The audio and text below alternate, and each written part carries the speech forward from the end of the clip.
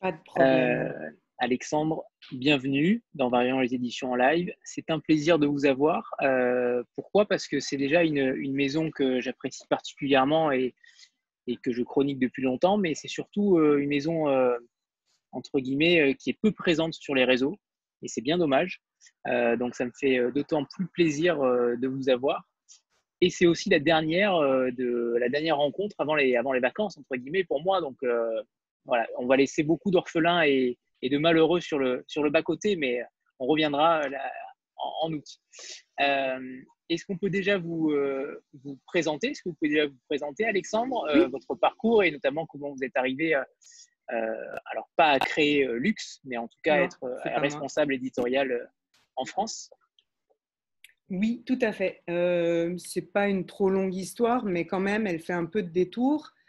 Euh, j'ai commencé comme libraire, comme beaucoup de personnes qui sont dans le milieu de l'édition. J'ai été 8 ans libraire à la librairie Gallimard de Montréal, parce qu'il y a une librairie Gallimard à Montréal, très belle. Je suis montréalaise, ça s'entend pas toujours. Et donc, j'ai commencé comme libraire là-bas, puis j'ai traversé l'Atlantique pour faire des études en édition à Paris 3, pour faire un DESS. Après quoi, j'ai travaillé de retour en librairie à la librairie Compagnie à Paris pendant 3-4 ans. Et puis, de retour à Montréal, après, j'ai commencé à travailler vraiment en édition là-bas, aux Allusifs, qui est une maison d'édition que vous connaissez peut-être, donc plus de littérature. Et puis, Lux, en fait, je suis rentrée par la porte de la littérature, même si Lux est quand même une maison d'édition, on va dire, de sciences humaines. On a une petite collection de ce qu'on appellerait de la litté, enfin oui, la littérature. Et je suis rentrée chez Lux comme traductrice de Eduardo Galeano, qui est un de nos auteurs chéris, auteur uruguayen, connu pour Les veines ouvertes de l'Amérique latine, qu'on n'a pas publié, qui est chez Plomb, mais on fait tout le reste de son travail, donc Mémoire du feu, Paroles vagabondes, il y a 8 titres de lui chez nous. Donc en fait, Lux, qui est une maison d'édition plutôt de sciences humaines, moi j'y suis un peu rentrée par la porte littéraire. Puis maintenant, je me retrouve dans cette espèce de bain de catalogue hétérogène. Certes, on brasse beaucoup d'idées, mais l'accent mis sur le style, sur la forme, est quand même assez important. Euh, et c'est quelque chose, voilà. Donc ça, c'est mon parcours à moi chez Lux. Ça fait 10 ans que j'y suis, comme traductrice, après comme directrice d'une collection de littérature qui est assez modeste, enfin, qui a des très très grands auteurs, mais qui a peu de titres. Et puis maintenant, depuis 5 ans, je suis en Europe pour m'occuper, disons, de notre présence ici sur le marché français, belge et suisse, donc l'Europe francophone. Je m'occupe aussi de la vente de droits à l'étranger. Donc, je suis un peu l'ambassadrice, je suis celle qu'on a envoyée voilà, de l'autre côté de l'océan pour faire un peu à la fois de représentation et de la recherche de titres. Je fais de l'éditorial. Voilà, on a de plus en plus d'auteurs européens, français, ou enfin, pas que, mais donc, c'est un peu ça, c'est aussi ma responsabilité maintenant chez Lux. Et concernant la traduction, parce que je ne savais pas, quelle langue avez-vous traduit est-ce que c'était au sein même de l'édition, de la maison d'édition ou pas du tout? Oui, oui, oui. Ben, en fait, j'avais déjà traduit des livres de l'anglais, des livres sans grand intérêt. Mais quand on m'a proposé de traduire de l'espagnol, parce que je suis de mon nom de famille le laisse entendre, je suis d'origine colombienne, donc je parle espagnol, ma deuxième langue. On m'a proposé de traduire Eduardo Galeano, qui pour moi était voilà, un monstre merveilleux de la littérature. Et c'était ma première traduction en espagnol. Maintenant, j'essaie, on a encore beaucoup de titres de Eduardo Galeano à traduire. Je ne sais pas si parmi vous, il y a des gens qui l'aiment. En tout cas, si vous ne le connaissez pas, je vous invite vraiment à le lire. J'essaie à la fois de continuer mon travail d'éditrice, de directrice commerciale Europe, comment on dit, de vendeuse de droits, de responsable des droits étrangers et de traductrice en même temps. Donc tout ça est un peu compliqué, ça demande beaucoup de temps, mais enfin une certaine. Bon. Disons que la traduction a un peu un peu subi des retards à cause des autres tâches. Donc je suis en train de travailler à la traduction d'un prochain Galiano qui devrait sortir, j'espère, au printemps prochain. Et concernant votre équipe, j'imagine que vous êtes seul, hein? Non, oui, en France. En France, non, en France, je ne suis pas seule. En France, on a un excellent attaché de presse qui travaille pour d'autres maisons d'édition semblables à la nôtre, Anna Mosa. On recevra à la rentrée d'ailleurs. Bah voilà. On reçoit Chloé Paté à la rentrée. Ouais, bah vous allez voir, elle est incroyable. Donc, il travaille avec Chloé, il travaille pour La Fabrique, il travaille pour Le Détour. Le Détour, voilà. Donc, Antoine Bertrand fait toute cette partie du travail qui est essentielle et que je serais absolument incapable de faire, bien le reconnaître. Et justement, en parlant d'Edoardo Galiano, est-ce que vous pouvez nous en dire davantage? On sent que c'est quelque chose qui vous tient à cœur, donc quelqu'un qui vous tient à cœur. On aimerait bien connaître son univers. Non, c'est intéressant de parler de Galiano parce que, bon, déjà, c'est un des piliers de notre catalogue. Luxe Éditeur, je peux parler de Galiano pour mieux parler de Luxe Éditeur, en fait, parce que c'est assez représentatif dans le sens où Edoardo Galiano bon, il est mort en 2015, mais il a passé toute sa vie à dire qu'il n'était ni écrivain, ni journaliste, ni essayiste, ni caricaturiste. Enfin, bon, il avait un peu plusieurs casquettes et il refusait un peu d'être enfermé dans un genre. Est-ce qu'on peut le comparer à Roberto Bolano? Non. Non, alors, pour plusieurs raisons. D'abord, bon, la principale, et je pense que c'est, peut-être que vous trouverez ça un peu artificiel, mais je pense que c'est important, il n'est pas de la même génération. Galiano est né dans les années 40, il a vécu toute l'époque des dictatures en Amérique latine. Bolaño aussi en a vécu une partie à sa façon, avec le Chili, mais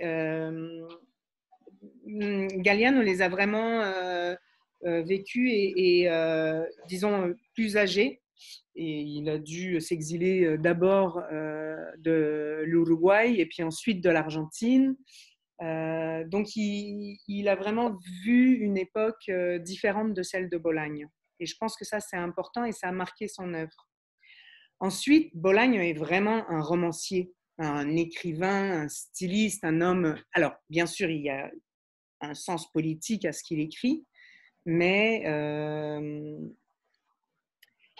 je trouve que Galiano, ne serait-ce que par sa façon d'écrire par fragments, tous les livres qu'il a publiés, sauf Les Veines ouvertes de l'Amérique latine, mais qui savent rentrer vraiment dans la catégorie reportage pour moi, reportage politique. C'est moins hybride comme forme. Mais tous ces autres livres sont des fragments. Alors, il a écrit une histoire de l'Amérique latine au complet qui commence avant l'arrivée des explorateurs, de Colomb et des autres. Donc, une partie sur, disons, l'histoire de l'époque, comme on l'appelle, précolombienne, jusqu'à 1984, si je ne m'abuse, 1986, tout en fragments. Donc, c'est un livre qu'on a publié en 2013 qui s'appelle Mémoire du feu. C'est une belle brique qui fait un peu plus de 900 pages et qui est finalement composé en fait seulement de petits éclats de l'histoire de ce continent-là. Et c'est voilà, c'est un ouvrage qu'il faut absolument regarder si on a un quelconque intérêt pour l'Amérique latine, parce que c'est l'histoire du continent racontée par ceux qu'on n'entend pas dans l'histoire officielle. Et ça explique pourquoi Galliano me permet de parler de luxe aussi, parce que disons que la mission principale de luxe, c'est un peu de raconter l'histoire à rebrousse-poil, pour reprendre le titre d'un essai sur Benjamin. Donc un peu l'histoire comme on la raconte, disons, moins volontiers dans les écoles, que l'histoire des vaincus, souvent. En tout cas, pas l'histoire des héros guerriers, ça c'est clair. Et donc, c'est ce que Galliano fait dans Mémoire du feu, qui en fait un livre à la fois poétique, parce que ces fragments-là lui donnent justement la possibilité de jouer sur la forme, beaucoup plus qu'on pourrait le faire dans un essai d'histoire très linéaire et sérieux, on va dire. Même si je dis sérieux, le livre de Galliano est sérieux, mais il joue aussi il joue de lui, et il se moque un peu de lui-même aussi. Il parle de la question de l'objectivité en histoire.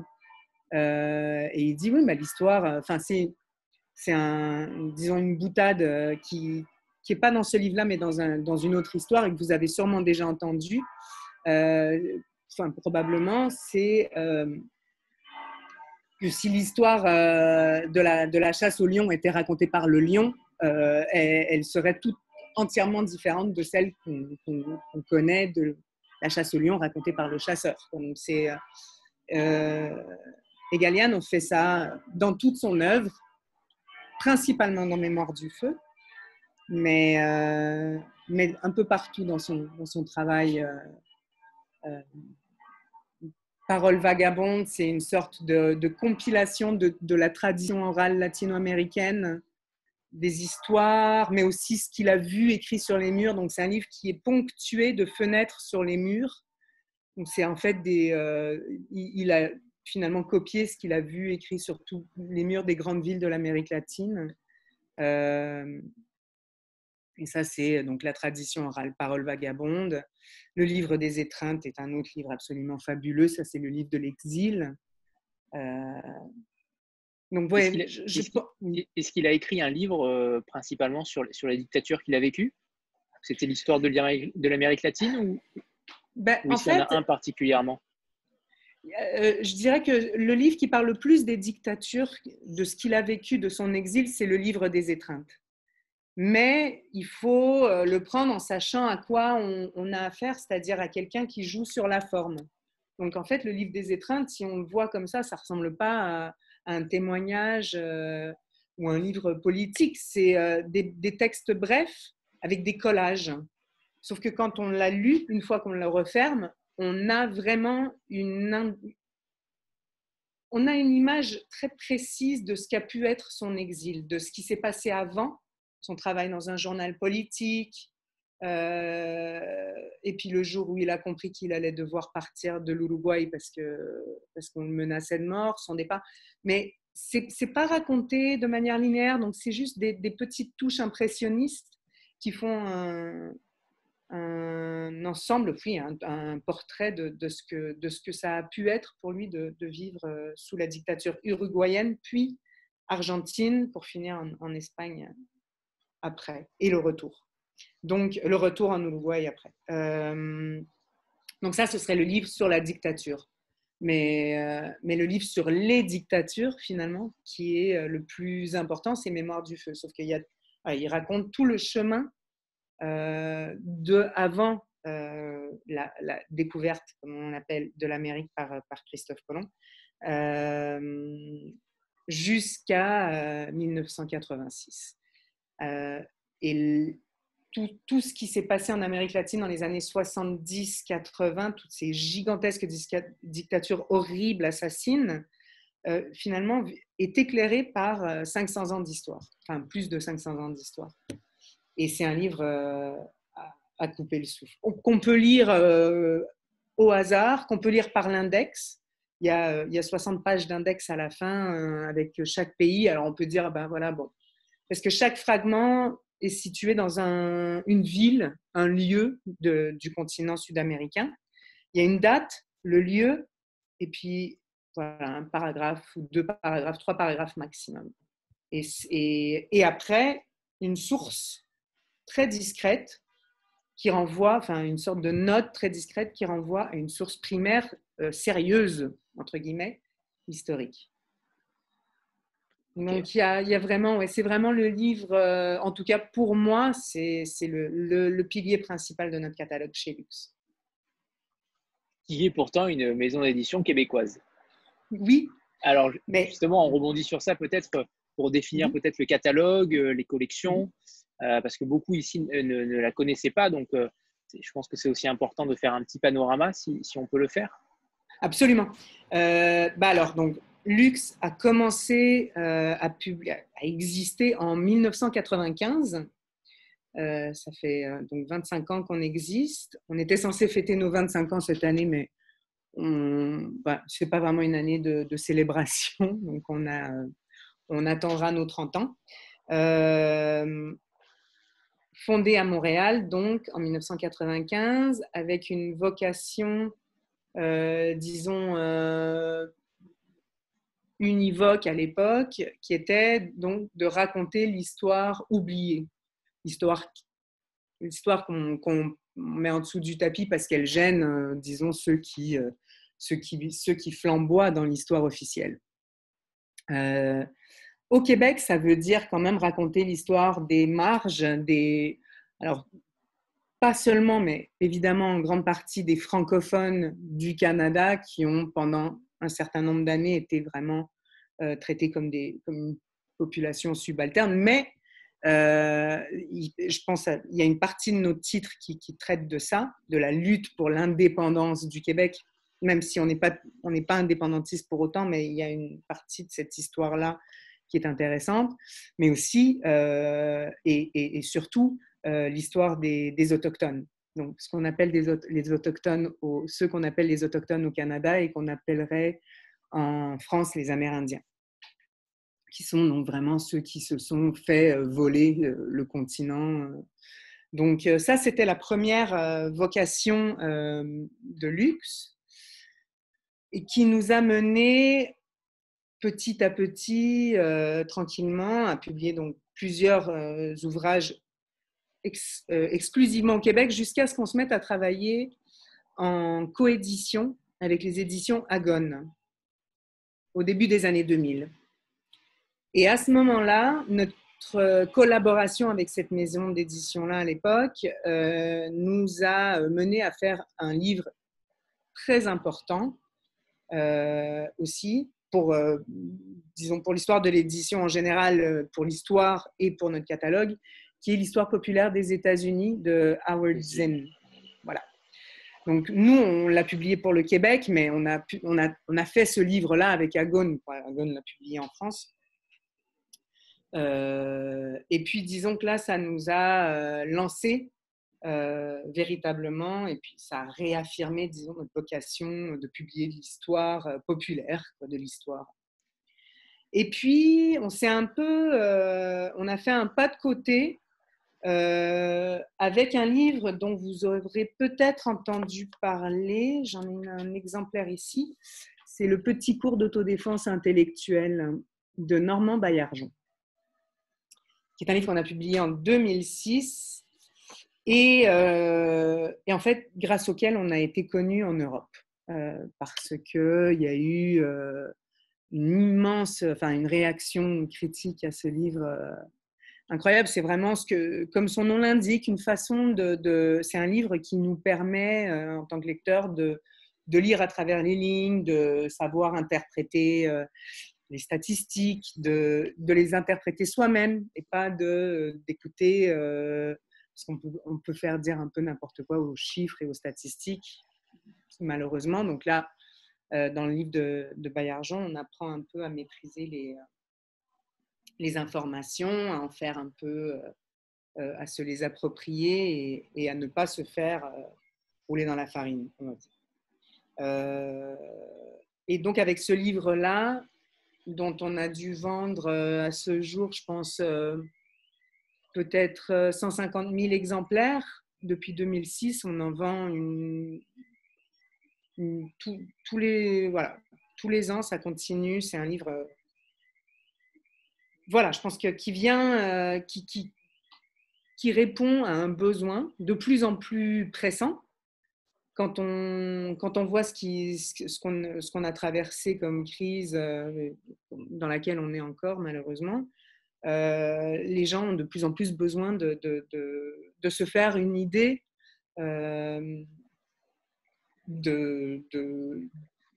plutôt que de se faire dicter, disons, une description de la réalité dans un discours officiel. Donc ce livre-là continue à se vendre tous les ans, régulièrement.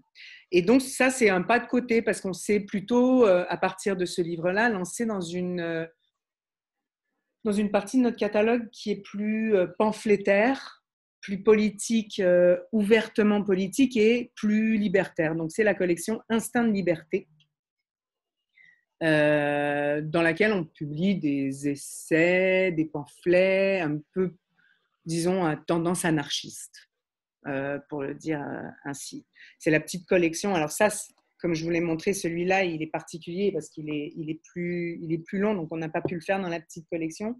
Et j'en ai pas avec moi mais c'est les petits livres étroits, oblongs, noirs, et dans lesquels on a publié, la collection dans laquelle on a publié, on a été les premiers à traduire David Graeber,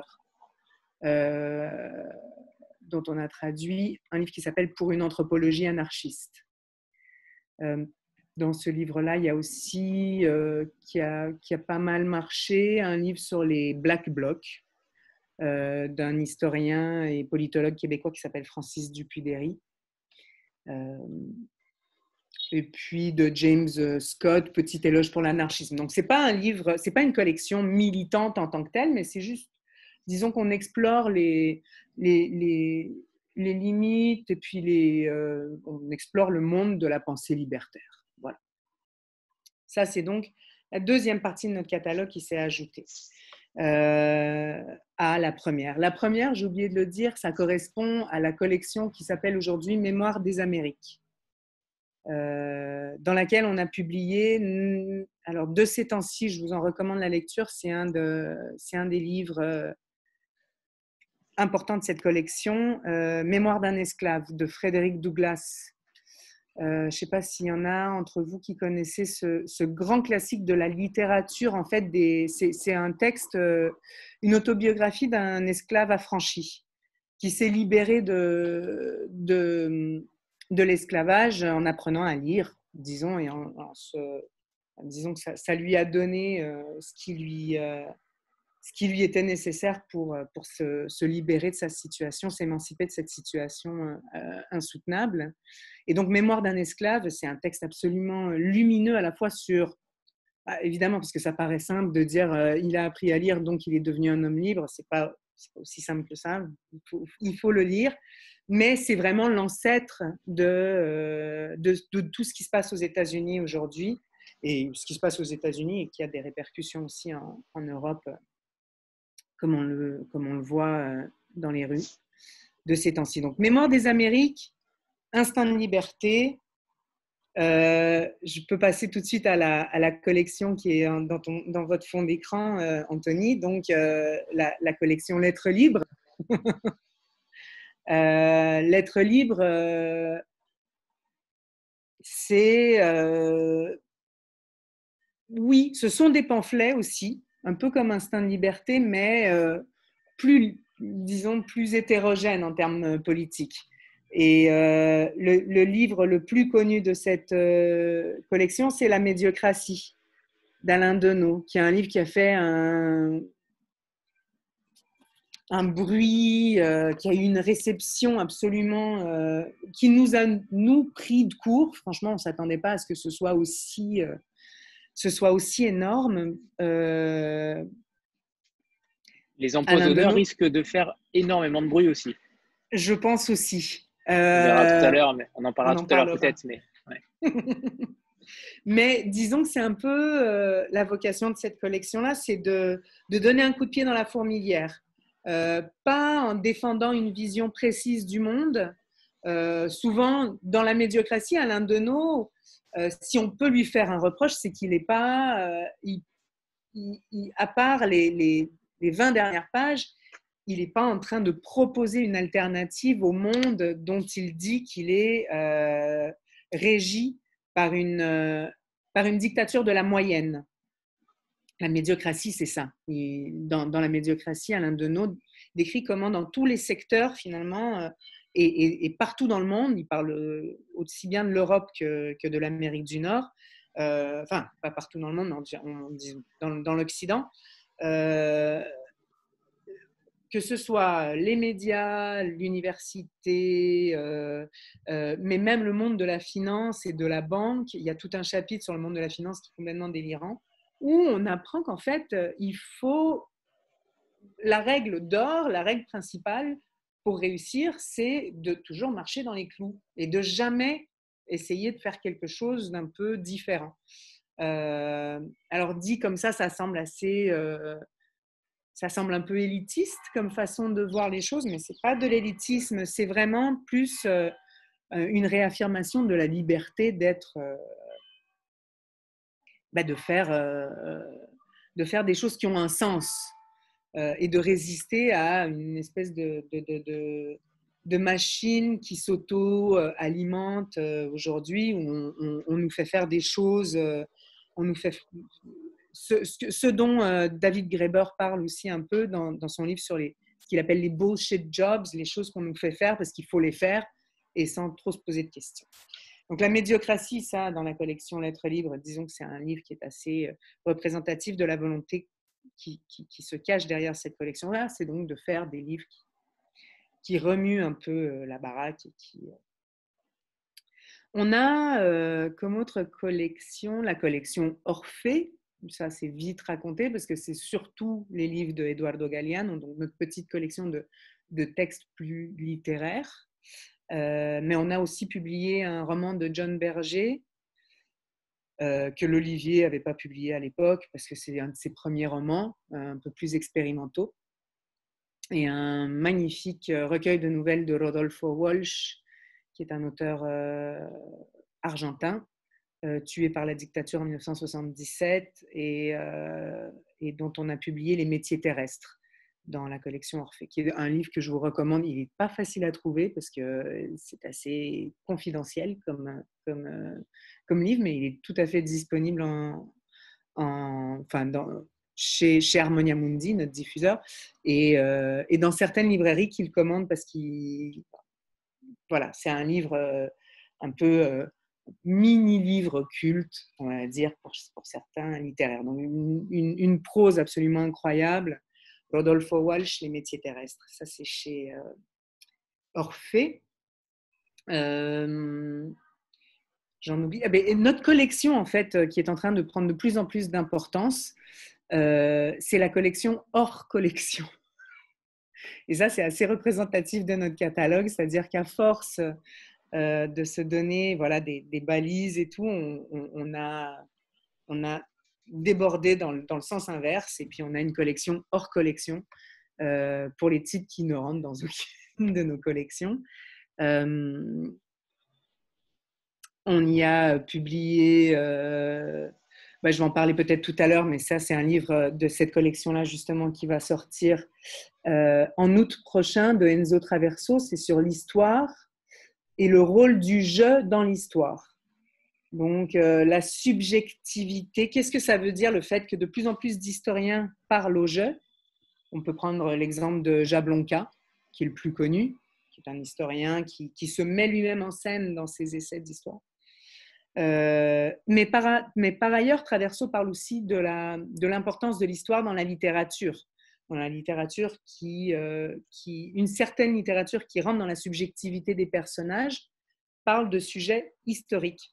Éric Vuillard, le plus évident dans cette catégorie-là, mais il parle aussi de Laurent Binet, HHHH, Les Bienveillantes, Jonathan Littell, on parle évidemment de l'histoire du XXe siècle.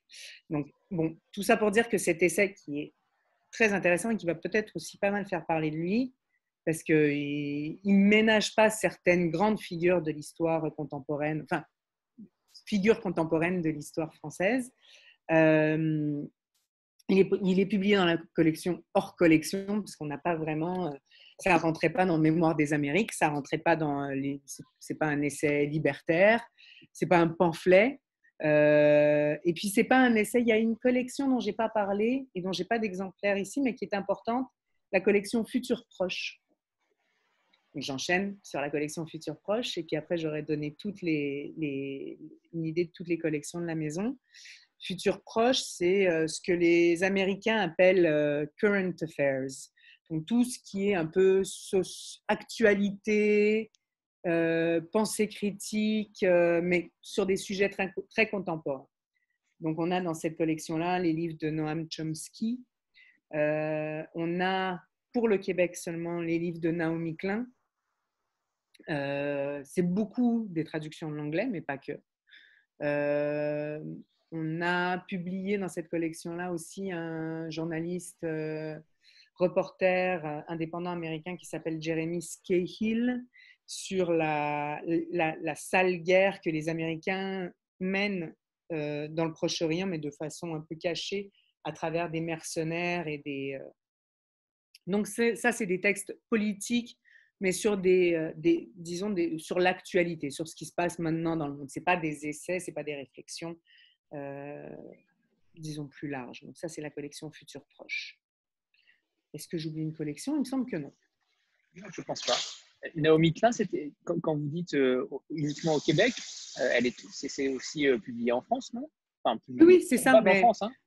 Voilà, en fait, depuis qu'on est présent en France, on est présent en France depuis 2009, on a arrêté de faire ce que je disais qu'on faisait tout à l'heure.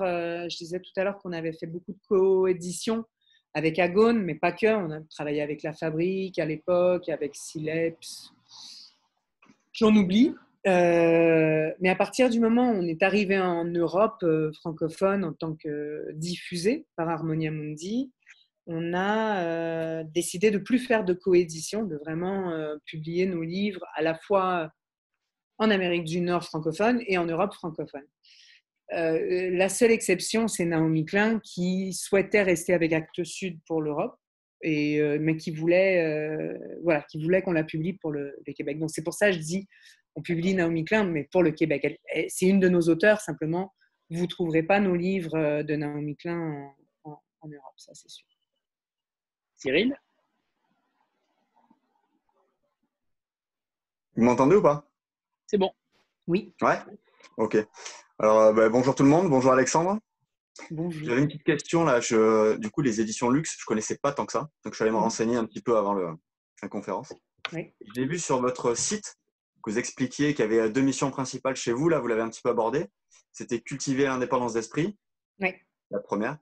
Et la deuxième, et c'est celle-là qui m'interroge, c'était inspirer les révoltes. Et bon, inspirer les révoltes, d'accord, mais c'est très large. Alors, je voulais savoir de quel type de révolte vous parliez. Là, vous avez parlé d'un petit peu d'anarchie. Enfin, vous avez juste abordé ça rapidement. Je voulais savoir si vous aviez un engagement politique et de quelle manière vous sélectionniez vos auteurs. Alors, en fait, j'aurais dû préciser, parce que j'ai parlé de mon parcours, mais Luxe est une structure, disons, multicéphale. On est aujourd'hui 3 éditeurs. On a déjà été plus nombreux dans l'équipe éditoriale, mais pour le moment, on est 3, ce qui est un bon chiffre. Ça nous permet d'avoir un équilibre et ça nous permet aussi justement de multiplier les points de vue. Donc Cyril, quand vous me demandiez donc en quoi consistait notre engagement politique, ça dépend en fait des personnes. J'ai une de mes collègues, alors j'ai proposé à mes collègues, puisqu'Anthony m'avait gentiment proposé de ne pas faire cette présentation-là toute seule, mais c'est un peu compliqué pour eux. C'était trop compliqué pour eux aujourd'hui, ils n'ont pas pu y participer. Ça aurait été sympa que vous les voyiez parce qu'on est assez différents tous les 3. Et donc on a... moi, maintenant, on n'en parle plus. J'ai une de mes collègues qui s'appelle donc Marie-Ève Lamy, qui s'occupe de la collection Libertaire et qui, elle, est vraiment une militante dans les rangs d'une certaine extrême gauche au Québec. Donc, et pareil, un puits sans fond de connaissances pour plein de choses, mais en particulier pour tout ce qui est texte de la théorie politique oui, de l'anarchisme, on va dire. C'est quelque chose d'assez vaste, l'anarchisme. Et donc, c'est elle qui a fondé et qui dirige la collection Instinct de Liberté. Ça fait partie, disons que ça, elle donne cette empreinte-là à notre catalogue. Et puis, mon autre collègue, Marc Fortier, est un philosophe, sociologue, disons, on va dire, moins dans l'extrême gauche que ne l'est Marie-Ève. J'imagine qu'il serait d'accord il serait d'accord pour dire ça. Et qui est plutôt un hegelien. Donc, il a cette profondeur de l'esprit et le plaisir pour les questions inextricables et plus, disons, plus dans l'incertitude, dans le plaisir de l'incertitude qu'on pourrait l'être quand on est plus militant. Alors, je ne suis pas en train de dire que Marie-Ève est plus dogmatique et que lui ne l'est pas. Je suis simplement en train de dire que c'est une façon de voir le monde qui est un peu différente.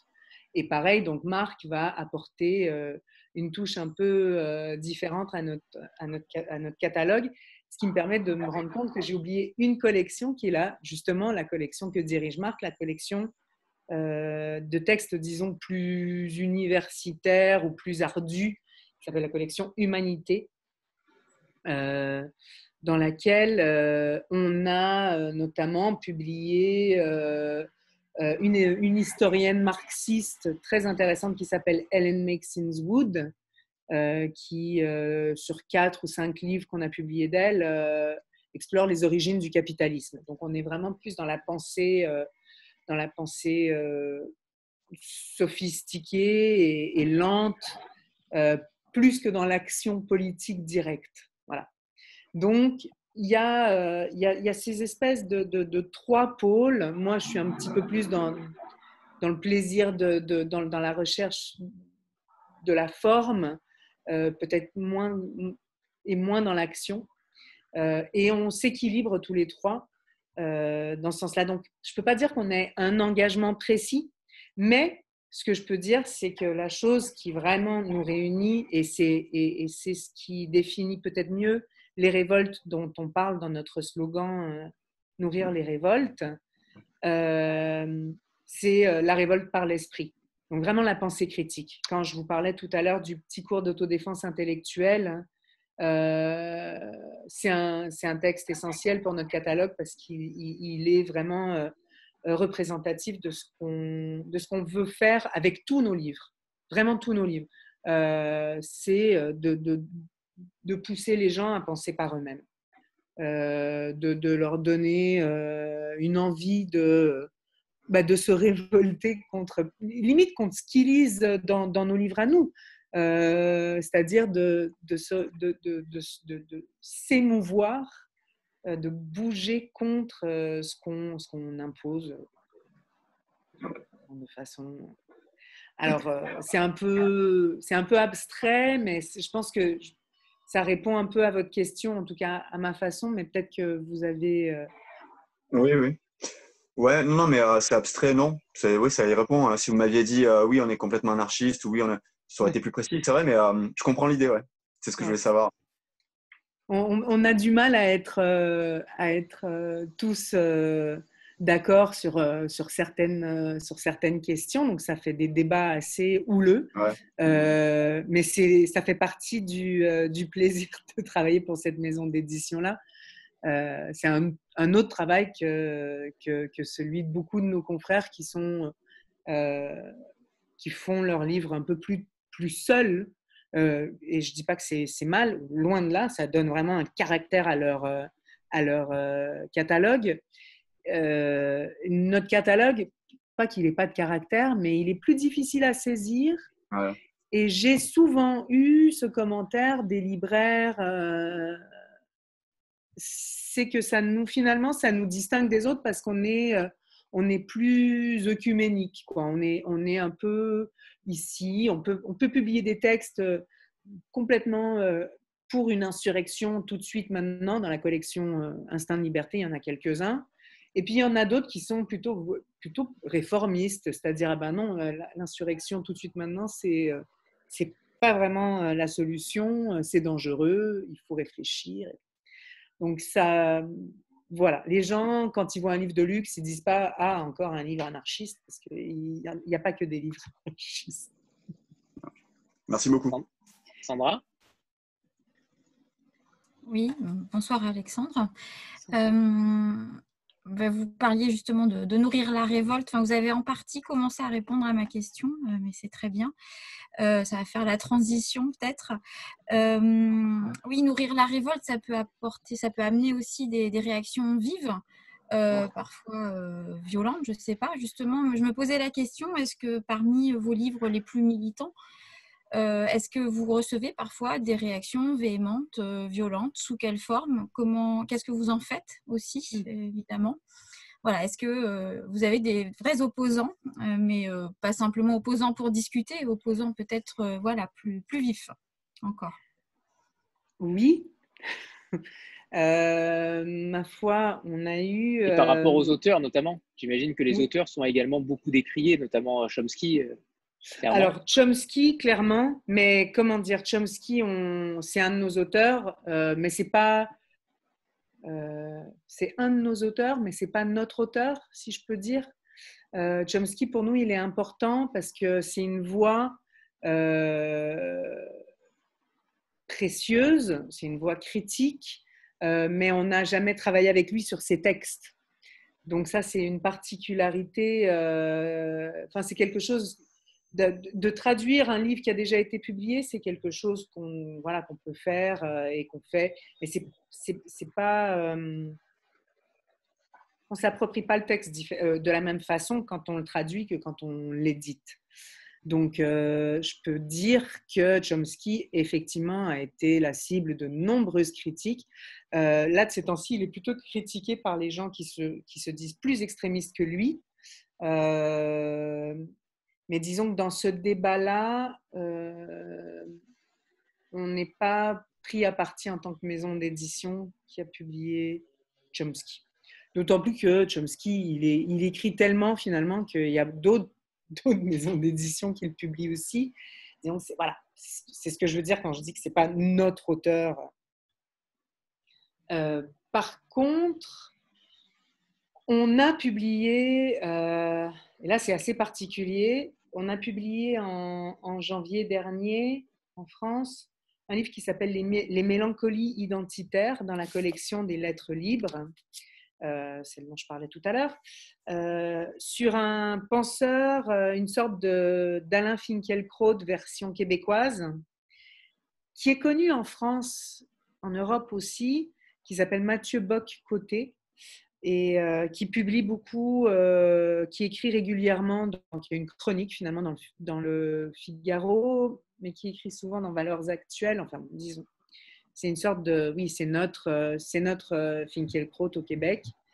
Et on a publié un livre sur lui, et ma foi contre lui, il faut bien le dire, en janvier dernier, ce qui nous a valu de nombreuses attaques. Pas tant de lui, il est resté un peu discret, il a fait une sortie contre le livre, mais c'est tout. Mais on a été violemment l'auteur qui se trouve, c'est pour ça que je vous ai dit que c'est assez particulier, parce que l'auteur, c'est un de mes collègues, donc c'est un éditeur. Moi, j'ai édité son texte et lui, il l'a écrit. C'est pas idéal comme configuration, mais à la fois, ce texte-là ne pouvait pas paraître ailleurs que chez Lux. Ça n'avait aucun sens. Donc, on a échangé les casquettes pendant un moment. Marc a pris celle de l'auteur, Marc Fortier, donc mon collègue. Et moi, je l'ai édité. Et donc, les mélancolies identitaires, là, récemment, ça nous a exposé quand même à l'opprobre de nombreuses personnes. Et dans ces cas-là, on est plutôt bon joueur, je trouve. On répond aux critiques du mieux qu'on peut. C'est sûr que les critiques, elles ne sont pas toutes formulées de la même façon et qu'il y a quand même les réseaux sociaux qui donnent une bonne tribune à ce qu'on appelle les trolls, des gens qui nous lâchent pas, qui sont pas dans le dialogue, mais qui sont simplement avec une réaffirmation constante de la même chose, répétition, réitération. Donc, dans ces cas-là, on essaie, il n'y a pas grand-chose à faire, simplement ne pas arroser le gremlin, comme on dit. Voilà. Et comme le mentionnait tout à l'heure Anthony, on publie un livre toujours dans la même collection, Lettres libres, en août prochain, qui s'appelle Les Empoisonneurs, et qui risque effectivement de susciter le même genre de réaction, parce que c'est, encore une fois, curieusement, de ces temps-ci, les gens ont beaucoup à dire sur le discours conservateur d'une droite assez rigide. Et Les Empoisonneurs, c'est sur... ça parlera... il parle entre autres de Finkielkraut, Éric Zemmour, qu'on entend malheureusement trop souvent. Et je pense que l'auteur et Lux vont être pris à partie pour avoir publié un texte de cet ordre.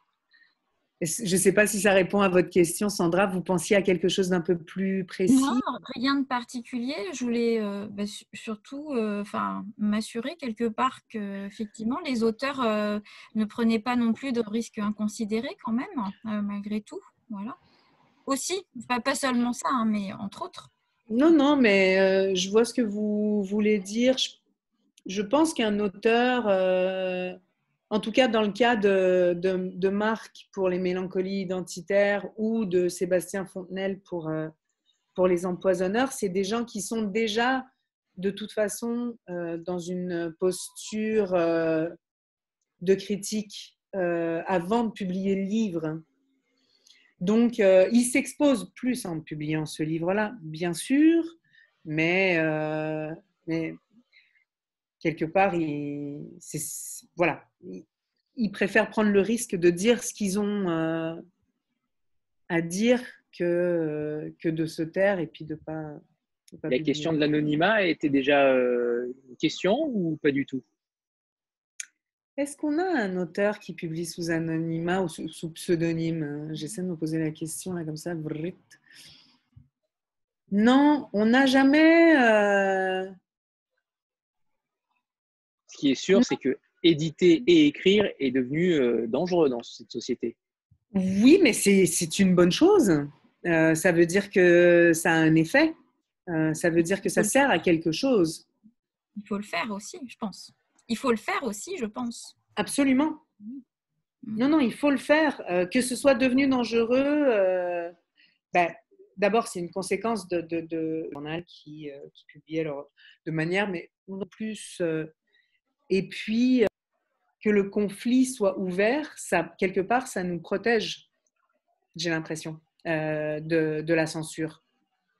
Alors, bien sûr, ça nous force à faire face à plein d'insultes. L'apparition des réseaux sociaux n'a pas aidé, clairement. Non, c'est le mauvais côté de quelque chose qui est bien par ailleurs, parce que les réseaux sociaux nous ont permis par ailleurs de penser à plein d'idées nouvelles pour nos livres, hein, puis d'aller chercher et de trouver des auteurs grâce aux réseaux sociaux. Donc ça, c'est le bon côté des réseaux sociaux. Et on y est, donc je ne peux pas dire que c'est juste une plaie, mais effectivement, oui, il y a le côté un peu plus... Stéphanie? Oui, bonsoir Alexandre et bonsoir à tous. Alors moi, c'est pas vraiment une question, c'est plus en fait une réflexion parce qu'en regardant votre catalogue et tout ce que vous avez expliqué, ça donne un peu l'impression que vous êtes dans la lignée, enfin moi ça me fait penser à ça, mais c'est vraiment très subjectif, dans la lignée un peu des philosophes des Lumières qui essayent de lutter contre l'obscurantisme, qui essayent de diffuser les savoirs. Alors évidemment, à notre époque, c'est encore autrement parce que voilà, vous essayez de faire bouger les lignes, comme vous avez dit. Et donc, est-ce que vous vous sentez, si j'avais une question, ce serait celle-là. Alors oui, en plus, votre maison d'édition, elle s'appelle Lux. Enfin, vous avez dit Lux, mais c'est aussi Lux en latin, donc la lumière. Alors, ça me fait penser voilà, à l'époque des Lumières. Et donc, est-ce que vous vous sentez dans cette lignée-là ou bien ça n'a rien à voir? Non, non, ça totalement, tout à fait. Alors d'abord, luxe, vous avez raison de corriger ma prononciation, mais, parce que c'est pas luxe dans le sens le luxe avec un E, mais vraiment luxe. Mais bon, il se trouve que bon, la maison est née avec cette prononciation-là, mais c'est vraiment Lumière, notre nom.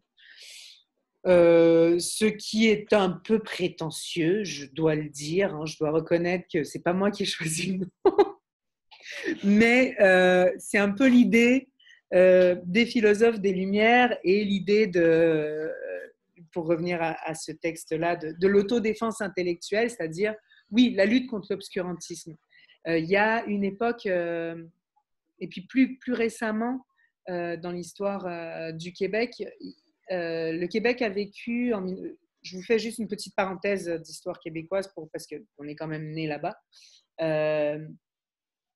Jusqu'en 1960 à peu près, le Québec était une sorte de théocratie catholique, vraiment assez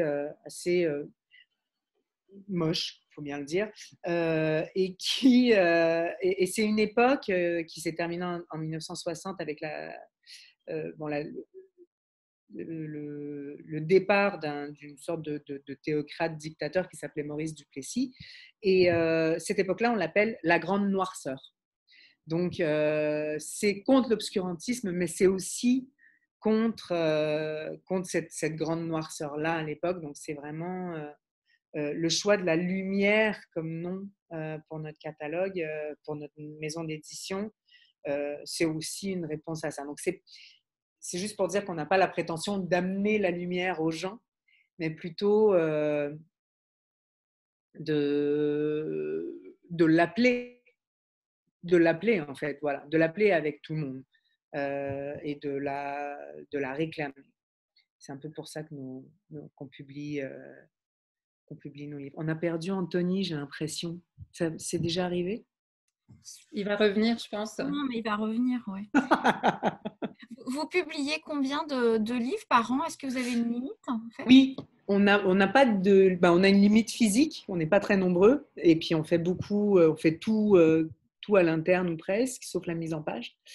Donc on publie 8 titres par saison, 8 à 9 titres par saison en Europe. Et puis, au Québec, on en fait 4 de plus qu'on n'exporte pas en Europe parce que c'est des thèmes parfois un peu difficiles à vendre, parce qu'ils n'intéressent pas. C'est beaucoup sur l'histoire du Québec, par exemple. Donc, en tout, ça donne par année à peu près 16 titres au catalogue européen. Alors j'étais parti, mais j'écoutais, hein, j'entendais. Oui, c'est assez fou. C'est assez fou d'avoir créé une maison d'édition entre guillemets en réponse à un gouvernement. Je pense que c'est inédit entre guillemets. De mémoire, je connais pas d'autres maisons d'édition qui soient aussi ancrées dans le paysage qui ait fait ça. Donc c'est pas tant à un gouvernement qu'à une époque de notre histoire, parce que ce gouvernement il a disparu bien avant que Lux existe. Mais malheureusement, même s'il a disparu, il a laissé des séquelles dans l'esprit, disons dans ce qu'on pourrait appeler l'esprit commun, dans l'inconscient collectif. Et c'est pour lutter contre les séquelles de cette noirceur-là qui est restée dans la tête. Quand je parle de noirceur, je parle du racisme, de la xénophobie, de l'étroitesse d'esprit, de plusieurs manifestations de cet esprit-là qui existe encore. Et donc, c'est pour lutter vraiment cible après cible contre ces séquelles-là, oui. Mais Maurice Duplessis était mort depuis longtemps quand on a publié notre premier livre, on va dire. C'est très courageux, en tout cas. Naomi, l'instant Naomi.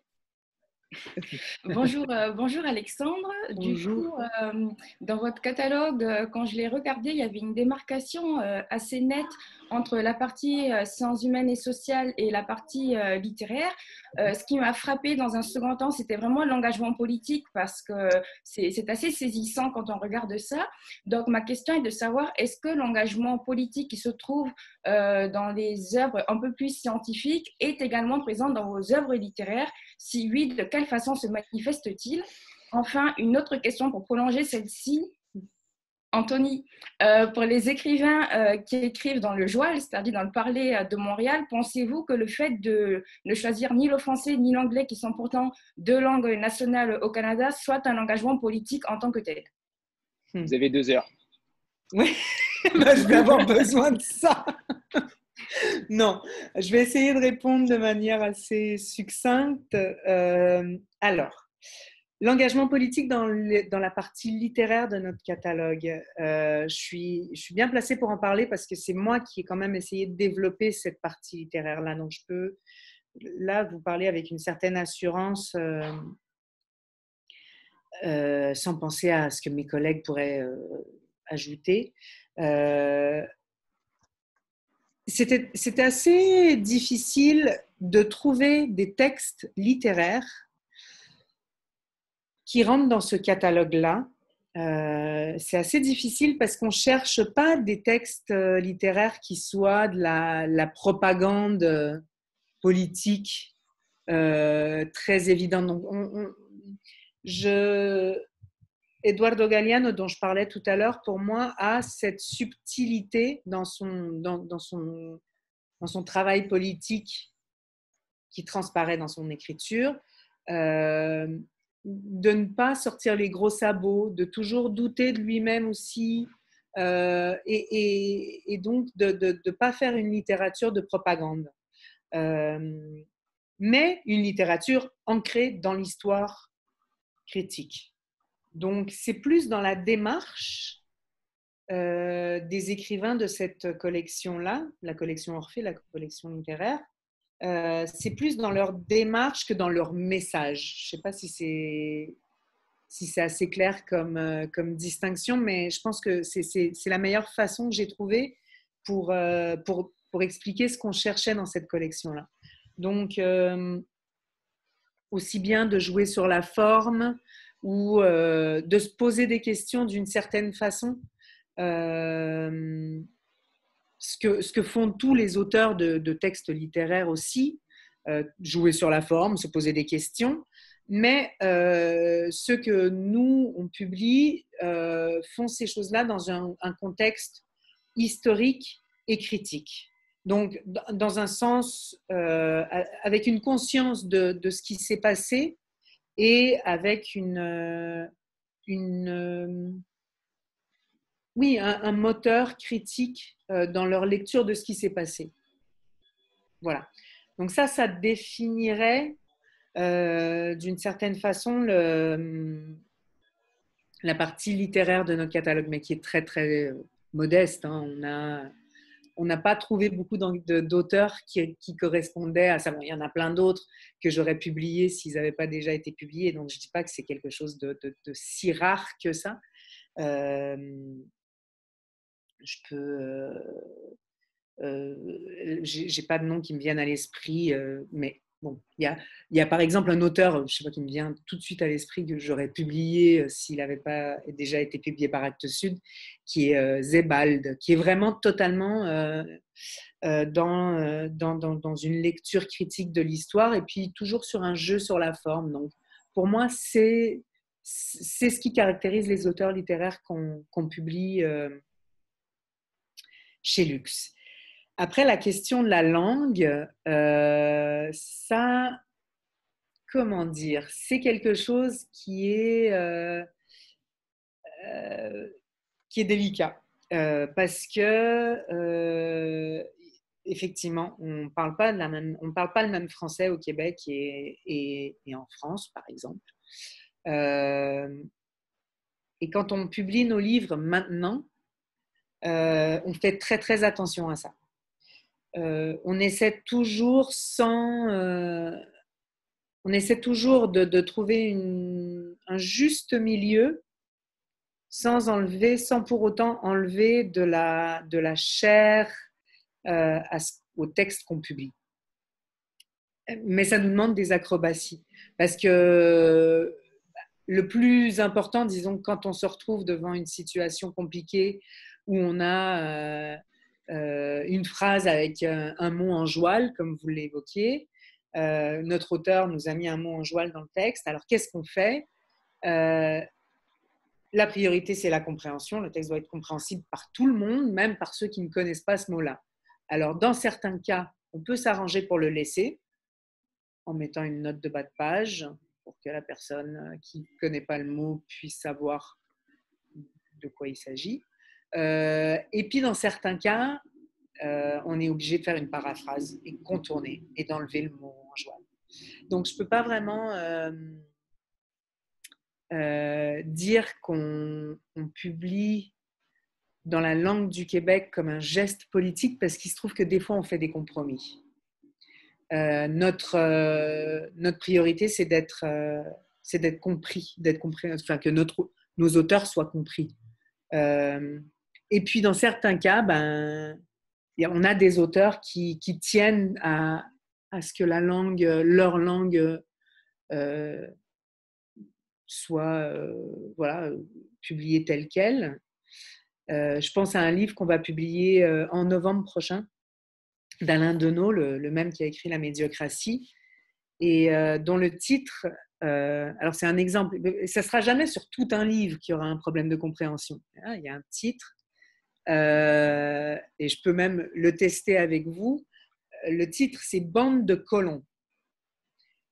Alors, au Québec, bande de colons, c'est vraiment tout de suite bande de crétins, quoi, parce qu'un colon, au Québec, c'est un crétin, c'est un idiot, voilà. En France, c'est moins clair que ça. On sent que bande de n'importe quoi, on sent que ça va être négatif. Donc, on sent que c'est péjoratif.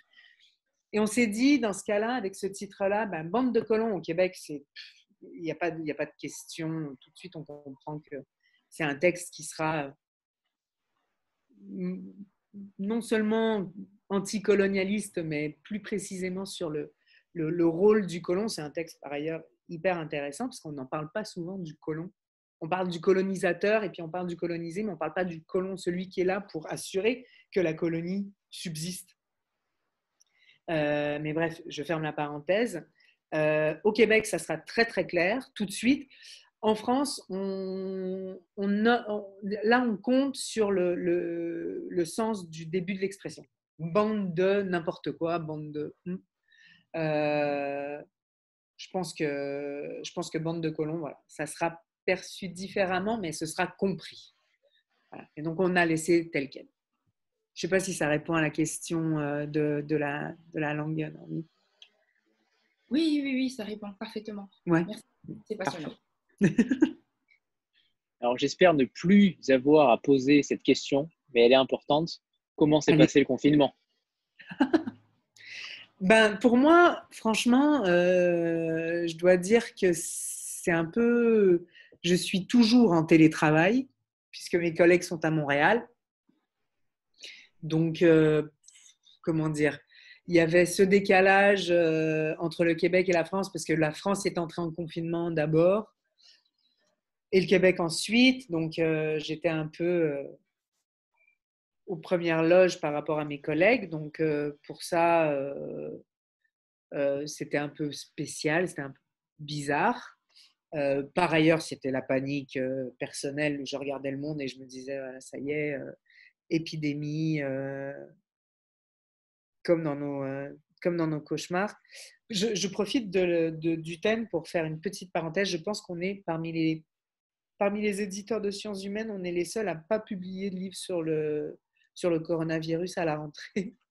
Je ne veux pas dire que c'est mal d'en publier, mais on est quand même un peu fiers de ne pas en publier, ne serait-ce que parce que c'est beaucoup trop tôt pour publier des livres sur le coronavirus. Et dans notre logique de la pensée critique et de la pensée qui travaille, ça ne rentre pas, quoi. On ne peut pas publier un truc sur une épidémie qui n'est pas encore finie. Je ferme la parenthèse. Parce que par ailleurs, je pense qu'il y a peut-être des très bons livres sur la question qui vont sortir et je ne veux pas non plus dire que c'est nécessairement nul, mais il y en a trop, je pense, des livres sur la question. Bref. Donc voilà. Pour le Et livre… pour la maison, Ouais. est-ce que ça a eu des impacts négatifs ou… Oui, forcément des impacts négatifs. C'est-à-dire, bon, heureusement, tout le monde est sain et sauf. On n'a pas, ni de près, ni de pas trop loin, été touché par la maladie. Ça, c'est le plus important. Et puis ensuite, bien sûr que oui, on a quand même eu 1 mois et demi sans vente. Donc, ça nous a plombé au sortir du confinement. Mais je dois dire que je pense que certains de mes confrères vous auront dit la même chose. Les gens se sont, disons, réapprovisionnés en livres immédiatement au sortir du confinement et aussi bien en mai qu'en juin. On a vendu 2, voire 2,5 fois plus de livres que ce qu'on aurait fait en temps normal, enfin dans un mois de juin ou de mai normal d'habitude. Donc, je croise les doigts, je touche du bois, je fais tout pour que, en espérant qu'il n'y ait pas de deuxième, disons, confinement ou crise du même ordre que ce qu'on a traversé. Mais pour le moment, en tout cas, ça va. On s'en est sorti pas trop mal. Il faut dire par ailleurs que l'édition québécoise est encore plus généreusement aidée que l'édition française. On a eu accès à des bourses d'urgence, voilà. Donc, on a été aidés et puis on s'en est bien sorti. Sylvie? Bonsoir tout le monde. Moi, je voulais juste revenir sur la question, tout le monde va savoir pourquoi, de la littérature autochtone. C'est un sujet qui me préoccupe beaucoup. Je n'ai pas eu le temps d'aller regarder votre catalogue, donc je voulais savoir quels étaient les livres principaux et si ce sont des auteurs autochtones qui sont publiés. Excellente question, merci Sylvie. En effet, parce que c'est vrai qu'on a une partie de notre catalogue, comme je le disais au début, sur la question de la collection Mémoire des Amériques, qui parle de l'histoire des Autochtones. Il se trouve qu'aucun de nos livres, qui sont des essais, donc, n'a été écrit par une personne autochtone. Ce qui est un manque dans notre catalogue, je le reconnais vraiment. On a publié des livres coécrits par des autochtones et des non-autochtones. J'ai un exemple ici, je vais vous montrer. Le peuple rieur de Serge Bouchard, qui est un immense anthropologue québécois. Et de la famille de Mylène Bouchard de la Peuplade ou pas du tout? Non, Bouchard, c'est un peu comme le nom de famille Dupont. Oui, c'est ça. Au Québec, on est nombreux. Il y a beaucoup de Bouchard, il y a beaucoup de Tremblay. Mais donc, Serge Bouchard a été nommé par la communauté Innu, qu'on connaît aussi sous le nom désormais qu'on n'utilise plus, mais qui est algonquien. Donc, c'est les autochtones qui vivent, disons, près de Tadoussac et puis en montant vers la côte nord, pour ceux qui connaissent un peu le Québec. On avait reçu les éditions Deux Paysages à ce propos et Michel Jean. Voilà, on les avait reçus aussi. Voilà. Eux, ils ont des auteurs autochtones, pour le coup, ça c'est admirable. Il se trouve que nous, dans les livres qui nous ont été proposés, on n'a pas encore eu de propositions d'auteurs autochtones. On doit les démarcher. Ça fait partie de nos projets. Mais Serge Bouchard, donc, n'est pas autochtone, mais a été vraiment nommé par les Inuits pour écrire l'histoire de la communauté Innu. D'accord. Il y a un autre exemple auquel je pense, qui est le livre Sœurs volées, d'une journaliste française qui s'appelle Emmanuelle Walter et qui parle du féminicide donc des femmes autochtones assassinés de manière absolument surreprésentés dans les cas de victimes de meurtres et de crimes violents est disparu. Et donc, c'est écrit par une journaliste française, mais il y a une collaboration, puisqu'elle raconte tout ça à partir d'un cas, 2 jeunes filles de 16 ans qui ont disparu en 2008. Et elle a écrit ce livre-là en collaboration avec la mère d'une de ces 2 jeunes filles-là. Donc, il y a toujours un travail de... Voilà. On ne lance pas des gens à écrire sur les autochtones tout seuls, quoi. Enfin, Ils sont peu nombreux, hein, les auteurs autochtones. Michel Jean, en tout cas, nous le disait, ils sont peut-être une quinzaine, vingtaine. Oui, Michel Jean, il a raison, et en même temps, est-ce que c'est l'œuf ou la poule? C'est-à-dire, ils sont peu nombreux parce qu'ils sont peu publiés, ou est-ce qu'ils sont peu publiés parce qu'ils sont peu nombreux? Je pense que c'est plutôt parce qu'ils sont peu publiés. Mais bon, c'est en train de changer, heureusement. Heureusement, c'est en train de changer. Alicia? Bonjour à vous, Alexandre, et à tout le monde. Vous m'entendez bien? Ça va. Super. Moi, j'ai une question. Je risque d'être coupée, mais sinon, je recommencerai au retour. J'ai une question. Vous parlez beaucoup d'engagement politique, d'engagement, j'ai l'impression aussi beaucoup économique dans le catalogue, sur l'actionnariat, le capitalisme, etc.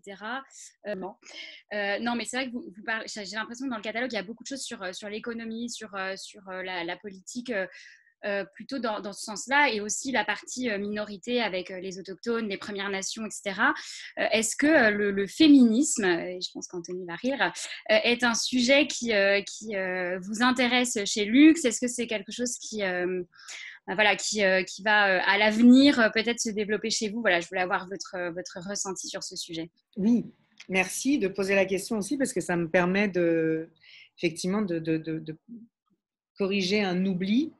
Dans l'histoire de Lux, l'histoire outre-Atlantique, donc l'histoire vraiment québécoise de Lux, la maison s'inscrivait dans une sorte de petite constellation, là, de petite ceinture d'Orion, avec 2 autres maisons d'édition, dont une que vous connaissez, enfin les 2 sont maintenant diffusées en France. Une s'appelle Éco-Société et l'autre s'appelle Remue-Ménage. Donc, c'était les 3 maisons d'édition politiques au Québec, nées pas en même temps, parce que Remue-Ménage, c'est une maison d'édition qui a maintenant bientôt 50 ans, si je ne m'abuse.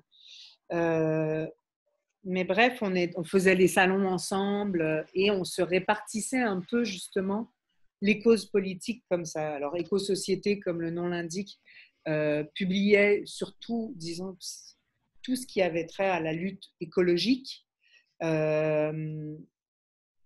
défense des droits les droits de la nature. Ça, c'était Éco-Société. Et Remue-Ménage, maison d'édition féministe historique au Québec. Donc, disons que comme on est né dans cette espèce de petite constellation-là, on a longtemps laissé à Remue-Ménage le soin de publier des textes féministes. Il faut se souvenir qu'on vient du Québec, qui est un monde qui aujourd'hui a une vie éditoriale bouillonnante, mais en 1995, c'était autre chose. Il y avait très peu de maisons d'édition, très peu de lecteurs. Le Québec, quand même, un territoire qui est grand comme 4 fois la France, 5 fois la France, mais qui a que 8 millions d'habitants, ce qui est à peu près un petit peu plus que l'Île-de-France. Donc, il n'y avait pas beaucoup de place pour... disons qu'on on pouvait pas être trop nombreux à publier le même genre de livre, parce que déjà qu'on n'était pas très...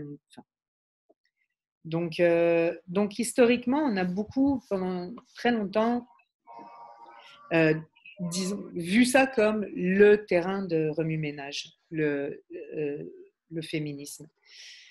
Et puis, c'est en train de changer, et ça a changé, heureusement, d'abord parce que Remue Ménage a grandi. Maintenant, elles sont diffusées en France. Et puis parce que finalement, il y a aussi tout ce foisonnement éditorial autour du féminisme qui fait qu'il y en a un peu, il y a des textes pour tout le monde.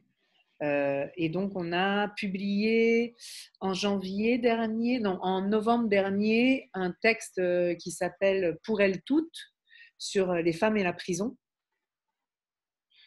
qui, en quelque sorte, si on exclut Sœurs volées, dont j'ai parlé tout à l'heure pour répondre à Sylvie sur les textes sur les autochtones, était aussi en soi une sorte un texte féministe qui abordait le féminicide des femmes autochtones au Canada, à une époque où le mot féminicide était encore un peu problématique. Maintenant, on l'accepte.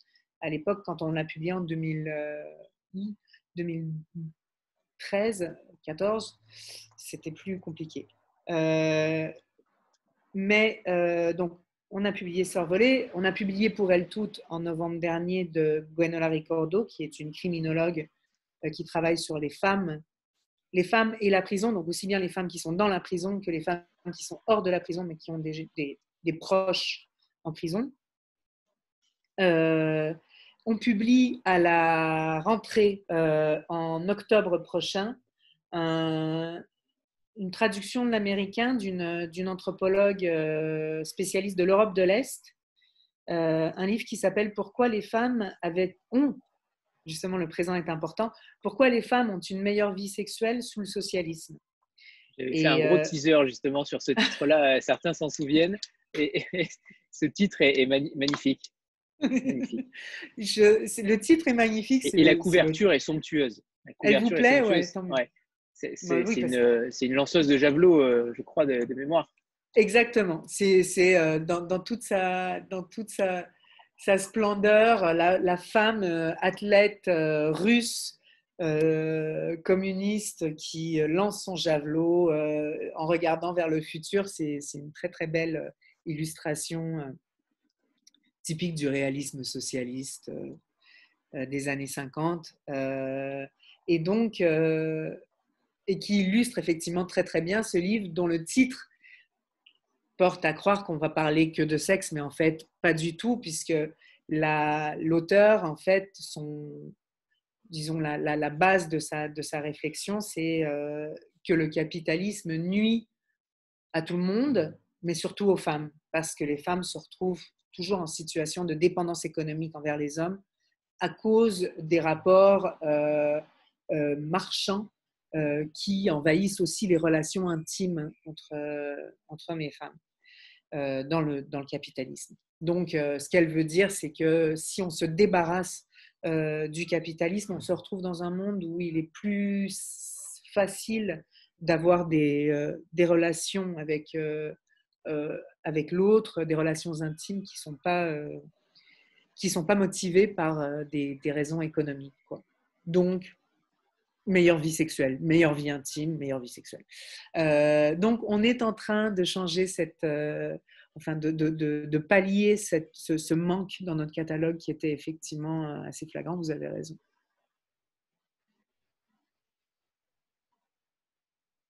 Aurore, c'est à toi.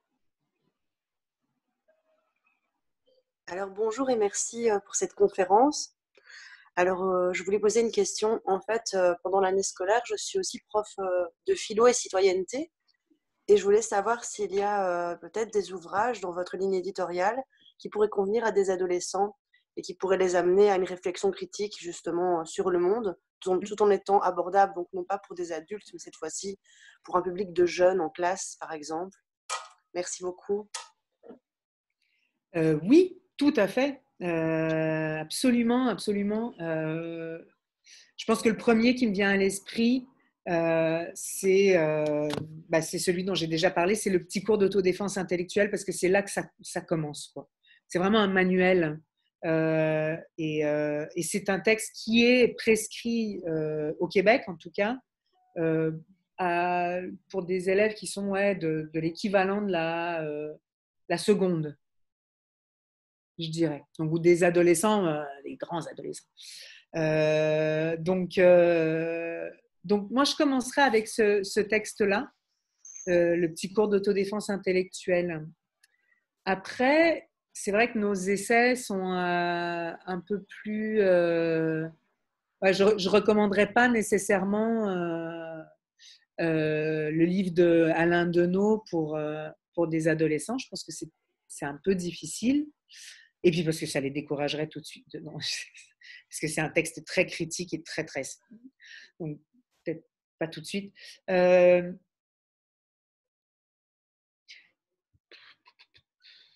J'essaie de voir rapidement comme ça dans notre catalogue. La stratégie de l'émotion, par exemple? La stratégie de l'émotion, c'est effectivement une bonne idée. C'est un texte qui… oui, parce que c'est un texte qui parle de beaucoup de choses qui sont liées à l'actualité et qui les remet dans un contexte d'une réflexion philosophique. Pour ceux qui ne connaissent pas le livre, La stratégie de l'émotion de Anne-Cécile Robert, qui est journaliste au Monde diplomatique, est en fait une espèce de lecture de toutes toutes les occurrences d'une invasion de l'émotion dans le monde politique et social. Donc aussi bien les politiciens qui font des discours en se mettant à pleurer, le discours sur les tragédies sociales, mais qu'on transforme en tragédie point, en faisant simplement d'une réelle situation grave, mais qui découle d'une injustice sociale, en la transformant purement en un drame, en quelque chose qui va faire pleurer tout le monde. Donc, Anne-Cécile Robert analyse toutes ces différentes manifestations d'une surreprésentation de l'émotion dans le monde social, et elle explique pourquoi c'est dangereux.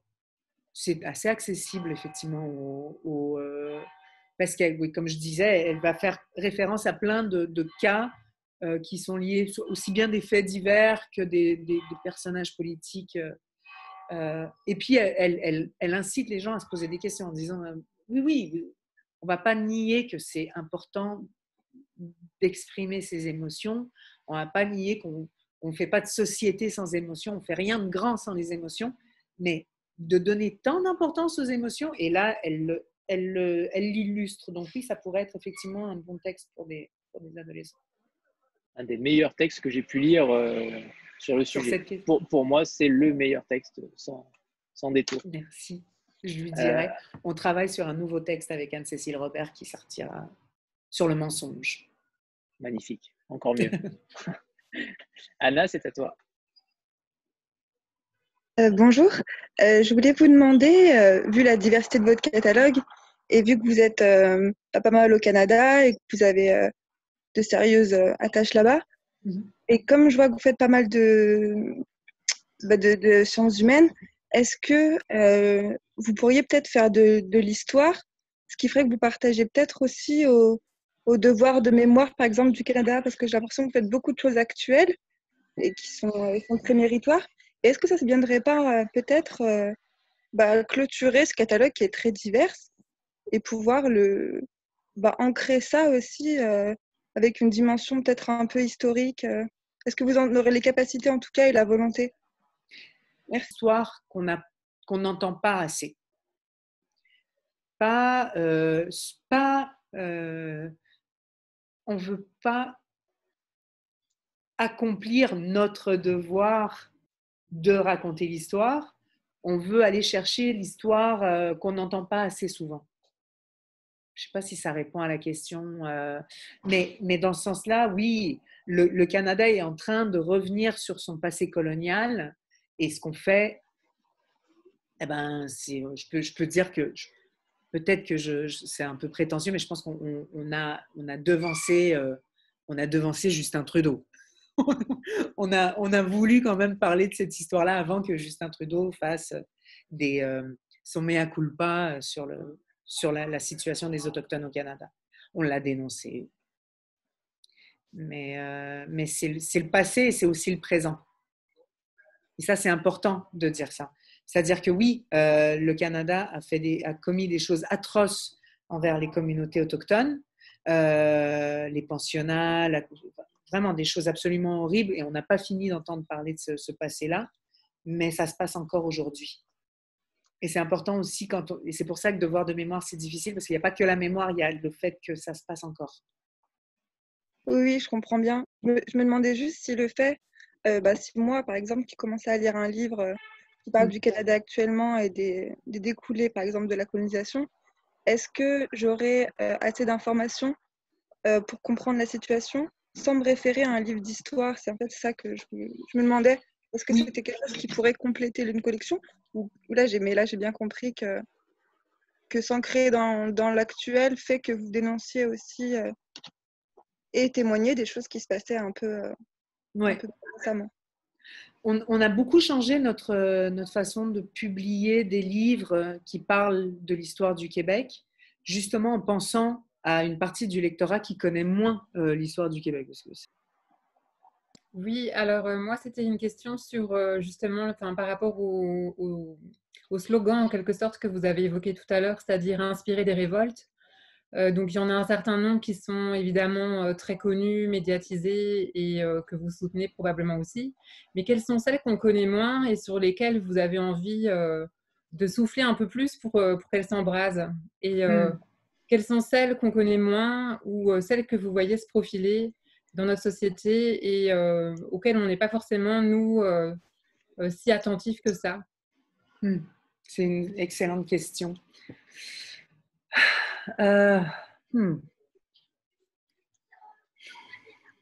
J'ai envie de faire une espèce de réponse un peu... Ouais. Bon. Je pense qu'aujourd'hui, la lutte, en tout cas, qui tient le plus à cœur à Lux, je me répète, je suis désolée, c'est vraiment la lutte pour la liberté de penser par soi-même. Et la raison pour laquelle je reviens à ça, c'est parce que sans ça, même les luttes les plus justes peuvent devenir dangereuses. Il n'y a rien de plus dangereux que le dogmatisme, même le dogmatisme avec lequel on est d'accord, même le dogmatisme qui impose des idées avec lesquelles on est d'accord. Et ça, je ne peux pas prétendre qu'on soit les seuls à la défendre, cette cause-là, mais elle n'est pas autant mise de l'avant en tant que telle. Et je comprends parce que il n'y a pas l'urgence que peut avoir la lutte contre la violence contre les femmes ou la lutte contre la brutalité policière. Donc ces luttes-là sont toutes des luttes extrêmement urgentes parce que c'est des situations catastrophiques qui durent depuis très longtemps et je comprends qu'elles prennent de la place et elles devraient en prendre plus, je ne le nie pas, mais disons que s'il faut trouver une lutte un peu cachée ou un peu moins mise en avant, c'est celle-là que moi je choisirais. Je ne sais pas si mes collègues seraient d'accord, mais je ne sais pas si ça répond à votre question, si vous trouvez que je fais une espèce de pirouette un peu trop... Non, Stéphanie, c'est bon? Non, mais c'est bon. Hein, c'est juste pour nous rendre attentifs, nous, peut-être à des choses qu'on voit moins et que vous, en tant qu'éditeur, vous voyez peut-être plus facilement parce que vous êtes au cœur des textes et de la pensée avec tout ce que vous brassez, évidemment, comme texte. Et donc, je me dis que vous êtes en quelque sorte à l'avant-garde un peu comme des lanceurs d'alerte, c'est-à-dire vous sentez quand même le vent venir, tourner peut-être davantage que nous. Je ne sais pas, c'est une question que je me pose. En tant qu'éditeur, vous, est-ce que vous avez l'impression d'être justement un endroit où on est plus sensible à ce qui se passe dans la société? Et est-ce qu'on sent venir les choses davantage, plus tôt en tout cas? ce qui nous donne, disons, une petite longueur d'avance sur les autres, enfin, disons, sur nos lecteurs, quelque part. C'est notre nature transatlantique. Le fait qu'on ait un bureau à Montréal, plus près des États-Unis, et le fait qu'on ait un bureau en Europe nous permet de voir venir avant les lecteurs français, selon moi, hein, et avant les lecteurs québécois, ce qui se passe de part et d'autre de l'Atlantique. Donc ça, le fait d'avoir un pied dans chacun des continents, ça nous donne, disons, cette avance-là. Mais j'irai jamais jusqu'à dire qu'on est à l'avant-garde de quoi que ce soit. Je trouve que c'est pas une position qu'on voudrait avoir. On essaie de rester plutôt en dessous qu'en avant, dans le sens où il faut garder, il faut raison garder. Et il faut pas. Ce qu'on doit sauver, c'est quelque chose de très important. Et pareil, ça répondrait, ce serait comme un petit ajout à la question de quelle cause on veut défendre, qui est moins mise de l'avant. On voudrait défendre l'existence de la société. Voilà. Et la société, ben, c'est quelque chose qui est en train de se déliter un peu partout, de différentes façons. Et on aimerait éviter ça. Voilà. Avant de passer la parole à Sandra, on a pour habitude de faire une petite photo de groupe qu'on diffuse après sur les réseaux. Donc voilà, ouais, je vois que tout le monde sait faire, ça y est. Donc on l'a fait d'ici 5 secondes. Tout le monde se prépare et je la fais. 5, 3, 2, 1. C'est bon, super, merci. Sandra, c'est à toi. Oui, une toute autre question. Je voulais revenir sur vos titres. On sait l'importance des titres dans la fiction. J'ai observé sur votre site que vos titres sont quand même très percutants, souvent à la fois explicites et en même temps assez subtils, je trouve. Comment vous y travaillez? Est-ce que vos auteurs y participent? Est-ce que ce ne sont eux seulement qui décident? Est-ce que c'est un travail d'éditeur et d'auteur? Voilà ma question. Ça dépend des cas. Ça dépend des cas. Est-ce que ça dépend des collections aussi, j'imagine? Oui, aussi, parce que c'est sûr que pour un titre dans la collection Lettres libres, on va essayer d'avoir quelque chose de percutant. Voire de provoquant. Voire de provoquant, exactement. Ben, les empoisonneurs, on a beaucoup travaillé avec l'auteur, parce qu'on avait un tout autre titre. Au départ, c'était Les marchands de haine. Compliqué. C'était moins, voilà, on sentait que ça marchait pas tout à fait avec le contenu de l'essai qui est vraiment pour le coup voilà, c'était tranchant. Donc on a trouvé Les empoisonneurs. Ça c'est une belle histoire parce que Les empoisonneurs, quand vous le verrez, la collection, vous voyez, c'est en général, ben là ça c'est un très mauvais exemple, mais la collection, la couverture a disons une sorte de pictogramme derrière Anthony on le voit. Donc, c'est des pictogrammes en tapisserie, quoi. Bon, Walmart, qui est un livre qu'on n'a pas vraiment commercialisé en Europe parce que des Walmart, il n'y en a pas vraiment autant qu'en Amérique du Nord. Mais ça vous donne une idée. Donc, c'est ces petits dessins-là qu'on a. Et donc, pour Les empoisonneurs, on avait déjà le pictogramme. C'était un encrier avec une plume qui rentre dedans. Mais l'encrier a le symbole poison. Le symbole international du poison. Donc, pendant longtemps, on a travaillé avec ce titre, Les marchands de haine, Les receleurs de haine, mais ça ne marchait pas du tout. Jusqu'à ce que l'auteur lui-même, en regardant la couverture, dise « Mais pourquoi on n'appellerait pas ça Les empoisonneurs ?» tout simplement, ce qui nous a illuminé d'un seul coup. Donc, dans certains cas, c'est l'auteur qui trouve la solution. à un titre qui marche pas trop et qu'on a vaguement trouvé entre l'éditeur et l'auteur. D'autres fois, c'est un titre qu'on a dès le départ. La stratégie de l'émotion, on l'a eu dès le départ. Et le titre, le livre a été écrit après.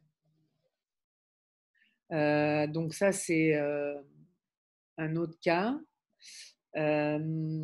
Et on travaille, tout à l'heure, je vous disais qu'on est 3 éditeurs. On se donne à chacun une confiance totale pour les projets de chacun. Donc, il y a de la collaboration dans l'équipe pour tous les livres, mais chaque livre est la responsabilité d'un des 3 éditeurs. Donc, disons que le dernier mot, parce qu'on peut avoir des longs débats, le dernier mot est donné à la personne qui est responsable du projet. Je ne sais pas si ça répond à la question. Naomi? Oui, alors j'aimerais revenir sur une question, un aspect en tout cas que vous avez évoqué au début de la rencontre, c'est celui du style. Oui. Donc, j'ai cru comprendre que le style était très important pour vous. Donc, il doit sûrement y avoir une forte attention à l'écriture. Et je me demandais si par ailleurs, par style, vous n'entendiez pas aussi une certaine vision du monde qui se reflèterait peut-être dans l'écriture. Et si oui, avez-vous des exemples d'auteurs dans lesquels on verrait vraiment dans l'écriture leur vision du monde? Et par exemple, pour un auteur qui aurait une écriture qui relèverait de l'esthétique du fragment comme Eduardo Galeano, pensez-vous que l'esthétique du fragment dans son œuvre est aussi une affirmation de son engagement? Le manifeste comme ça dans son écriture, dans son travail d'écrivain. Totalement. Je vais prendre 2 exemples très différents. Alain Deneau, dans La médiocratie, je pourrais vous en lire un extrait, je ne sais pas si ça se fait, mais je ne veux pas vous... Alain Deneau, non, au lieu de vous lire un de ces extraits, je vais vous parler d'Alain Deneau qui se prépare à une intervention à la radio ou en public. Et il écrit de cette façon-là, ça donne une idée de comment il écrit. Quand il se prépare avant une interview ou une intervention en public, il se fait des petites fiches, donc il a toutes ces petites fiches, et puis après, une demi-heure avant la présentation, il met ses fiches devant lui, comme ça, toutes devant lui, il les aligne comme ça, pop, pop, pop. Et puis, il les regarde, et puis, je le vois qui se met à faire comme ça. Comme un chef d'orchestre. Et c'est sa façon à lui de faire des liens entre des idées hyper complexes, finalement, et à faire des phrases fluides, mais complètement interminables. C'est des phrases d'une longueur, d'une complexité, avec des subordonnés comme ça à la chaîne. Et Alain, pour se préparer à parler en public, il est obligé de faire une sorte de visualisation musicale de ses idées. Pour rebondir sur ce que vous dites, honnêtement, je pensais à Proust en me posant cette question. Et je me demandais si finalement ces langues subordonnées ne sont pas la manifestation en fait psychique d'un rapport au monde ultra complexe. Qu'en pensez-vous? Alors là, j'oserais absolument jamais faire une analyse psy de mon auteur Alain Deneau. Je pense qu'il ne pardonnerait jamais. Mais je peux juste me contenter de dire que je pense que ça reflète l'ampleur de son regard sur le monde. Voilà, on va dire ça comme ça. Merci beaucoup. Il tient compte de beaucoup de choses. Cela dit, ça ne veut pas dire que Galeano, qui écrivait par phrases courtes en fragments, était étroit d'esprit, pauvre Galeano, au contraire. Mais lui voyait le monde plus par touche impressionniste. Donc ça, voilà. Et il fait Mémoire du feu, c'est une mosaïque. Ben voilà, il fonctionnait vraiment par éclat, comme ça. alors qu'Alain fonctionne par des liens. Je ne sais pas s'il y a une façon de voir le monde qui est qui est meilleure que l'autre, mais en tout cas, on a ces deux exemples-là qui me viennent en tête tout de suite. Merci. Excepté les titres qu'on a déjà évoqués, est-ce qu'on peut aussi évoquer justement les autres titres qui sortent là prochainement, à la rentrée notamment? Eh ben, alors, j'ai déjà parlé des empoisonneurs, j'ai parlé de passé singulier sur la subjectivité dans l'histoire. On a parlé de pourquoi les femmes, bande de colons. Ah, si, un titre qui est très, très important, dont je n'ai pas parlé, qui est une traduction de l'anglais, une biographie de George Orwell. Voilà, George Orwell qui, typiquement, illustre... est un autre bel exemple d'esprit libre. D'ailleurs, c'est le sous-titre. Ça s'appelle Orwell à sa guise, vie et œuvre à sa guise. Parce que c'est un petit clin d'œil, on le comprend en lisant le livre, c'est une de ses façons de signer. C'était à ma guise. Justement, tel que moi je le vois, à ma guise. En anglais, c'était, je ne me souviens même plus. Vous n'avez pas eu de problème par rapport aux assurances? Pourquoi? À ma guise, non, c'est pas une assurance à ma guise? Non? J'ai même pas pensé. Non, mais d'assurance. Bon, alors là, j'espère qu'il n'y aura pas ce malentendu. Là, c'est vraiment la formule à votre guise, à ma guise, comme il me sied, comme je veux. Quoi. Non, c'est pas une pub. Je vais vérifier parce que sinon. Donc, George Orwell à sa guise, vie et œuvre d'un esprit libre. Alors, il faut simplement juste savoir que Orwell rentre dans le domaine public à la fin de l'année. La Pléiade sort son premier volume dans la Pléiade de George Orwell. Il y a beaucoup de nouvelles traductions qui vont paraître en même temps. Et des biographies de George Orwell, il y en a, mais il n'y en a pas vraiment écrites de première main. Et celle-là, elle est écrite par quelqu'un qui l'a connu.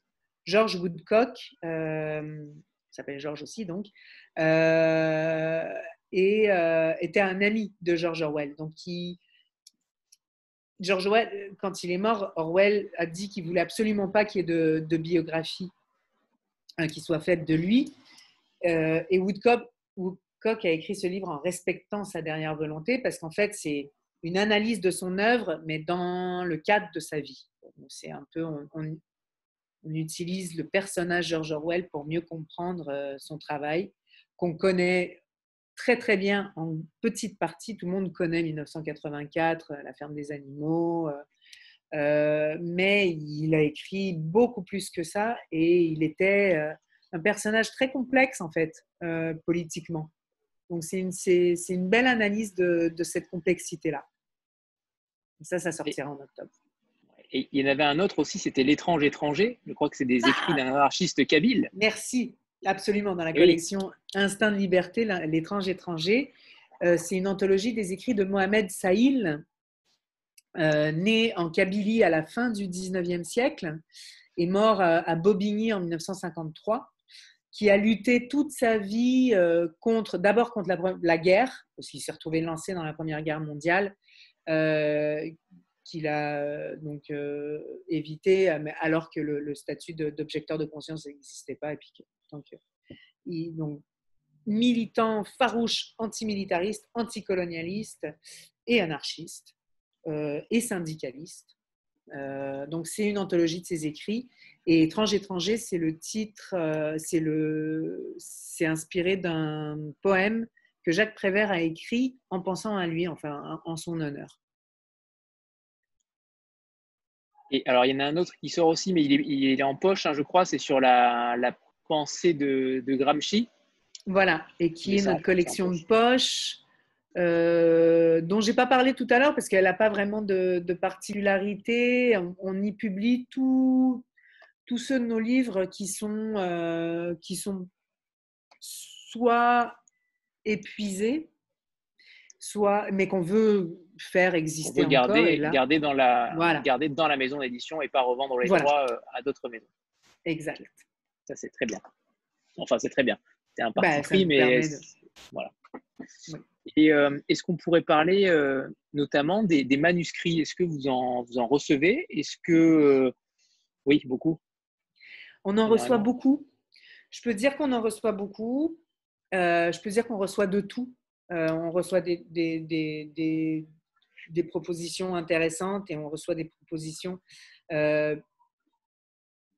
dès qu'on fait un peu de politique, là, on n'est pas les seuls à être dans cette situation, mais dès qu'on fait un peu de politique contestataire, on est assailli de propositions de manuscrits souvent très complotistes. Alors oui, justement, sur le complotisme, j'aurais bien voulu avoir votre avis aussi sur cette nuance à avoir qui n'est pas simple. Qui est pas simple. Non. Ouais. Non, qui n'est pas simple, qui est une sorte de forme monstrueuse de ce qu'on appellerait à tort l'autodéfense intellectuelle. Alors, c'est problématique parce que nous, on fait la promotion de l'autodéfense intellectuelle, mais il y a comme une sorte de frère jumeau difforme de l'autodéfense intellectuelle qui est le complotisme, qui est de voir des ennemis partout et de la pensée critique, mais qui ne se critique pas elle-même, justement.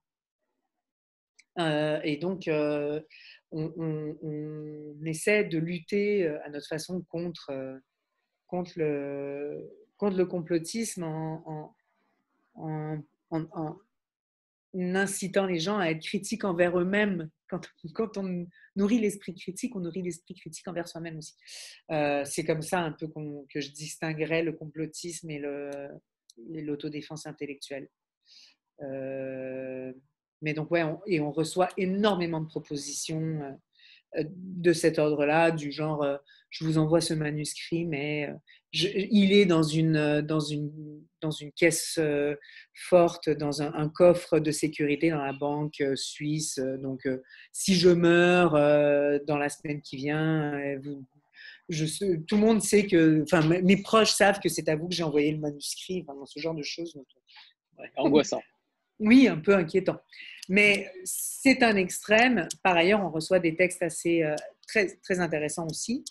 Le gros problème qu'on a, c'est qu'on n'est que 3 et qu'on fait tous plein de choses. Donc, on a très peu de temps pour lire les propositions rapidement. Donc, on est hyper lent et on reçoit beaucoup d'emails de gens qui disent « Oui, on vous a envoyé un manuscrit il y a 6 mois. » Et c'est horrible, mais voilà, on fait vraiment ce qu'on peut. Donc ça, c'est un problème. On n'a pas encore réussi à trouver une bonne… Et puis le problème, c'est que comme on est quand même de plus en plus connus, on fait nos petits bonhommes de chemin en Europe, on reçoit vraiment de plus en plus de textes. Donc c'est un peu…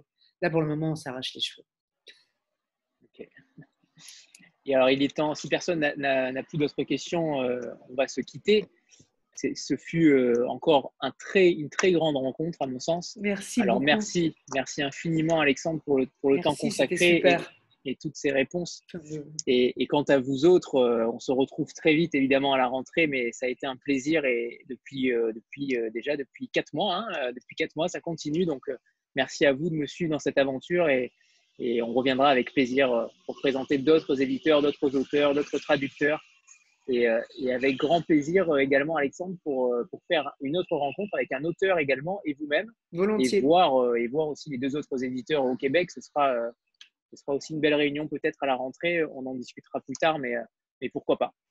Merci Anthony, merci à toutes et à tous d'être là et pour les questions et tout. C'était chouette d'avoir cet échange-là. C'était génial. Merci. Merci à vous. Bon été. Oui, merci vous aussi.